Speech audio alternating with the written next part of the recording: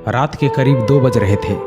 Laws के सारे लोग सो गए। चारों ओर सुनसान छाया हुआ था, लेकिन रमेश बेड पर किताब रखकर अपनी गर्लफ्रेंड से चैटिंग कर रहा था, और ये ऐसा पिछले 2 सालों से करता आ रहा था। रमेश के पिताजी एक रिक्शा चालक थे। कड़ी धूप में रिक्शा चलाकर अपने बेटे को कॉम्पिटिटिव एग्ज़ाम की तैयारी के लिए पटना भेजे थे। महीने के हर 1 तारीख को रमेश के पिताजी ट्यूशन फ़ी, रूम रेंट और खाने पीने का खर्च भेजा करते थे। लेकिन एक दिन की बात है, अचानक रमेश की माँ फ़ोन करके कहती है कि बेटा, पिताजी की तबीयत बहुत ख़राब हो चुकी है, तुम जल्दी से घर आ जाओ।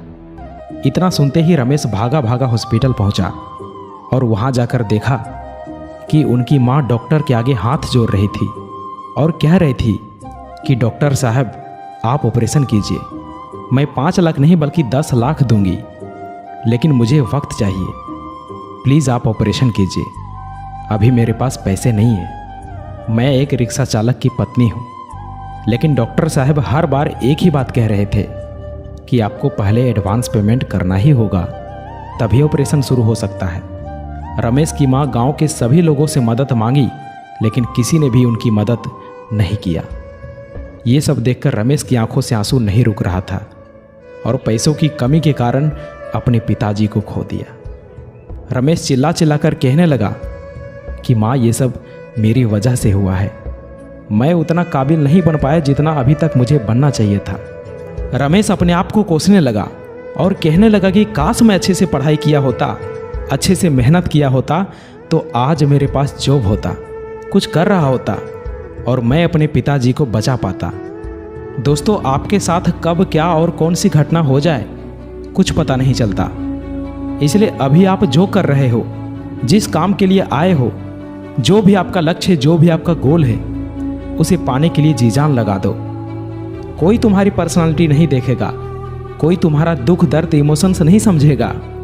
कोई पूछेगा तो बस इतना ही पूछेगा कि कमाते कितने हो। घर वालों ने तुम्हें नाम दिया, अब पहचान तुम्हें अपने दम पर बनानी है। अपने काम के प्रति इतने ईमानदार बनो कि असफलता दूर दूर तक नजर ना आए।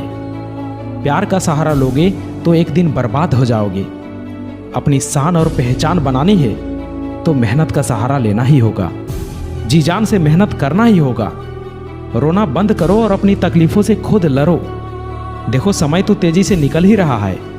अगर वक्त के साथ मेहनत नहीं की, जिंदगी के एक एक महीने, एक एक सप्ताह, एक एक दिन, एक एक घंटे की वैल्यू नहीं की, तो साल के साथ साथ आपकी आधी जिंदगी कब निकल जाएगी कुछ पता नहीं चलेगा। याद रखना, कमजोर तू नहीं, तेरा डिसीजन है। तुझे तेरी डिसीजन से भी ज़्यादा जिद्दी बनना पड़ेगा। याद दिला खुद को कि तुझे तेरी मंजिल बुला रही है। खुद को ऐसा बना कि तेरी मजबूरी भी तुझे तेरी मंजिल तक पहुंचने का रास्ता लगे। देखो, आपका इस धरती पर आना आपके हाथों में नहीं है और जाना भी आपके हाथों में नहीं है, लेकिन इसके बीच का सफ़र तो आपके ही हाथों में है। तो क्यों ना कुछ बड़ा करके जाए। अरे, तुम्हारी ज़िंदगी में सभी दुखों का नाश होगा अगर तुम्हारा संघर्ष सबसे महान होगा। अपने जीवन को इतना महान बनाओ कि आपकी जीवनी सुनकर दूसरे लोगों को महान कार्य करने की प्रेरणा मिले। रास्ते कभी खत्म नहीं होते दोस्त, बस लोग हिम्मत हार जाते हैं। अगर तैरना सीखना है तो पानी में उतरना ही होगा। यूं किनारे पर बैठकर कोई गोताखोर नहीं बन सकता। सफलता तक पहुंचने का रास्ता आसान नहीं होगा। इस रास्ते में बहुत सारी मुश्किलें आएंगी जो आपका रास्ता रोकना चाहेंगी, लेकिन आप रुकना मत, बस चलते जाना। बदल जाओ वक्त के साथ या फिर वक्त को बदलना सीखो। मजबूरियों को मत कोसो, हर हाल में चलना सीखो।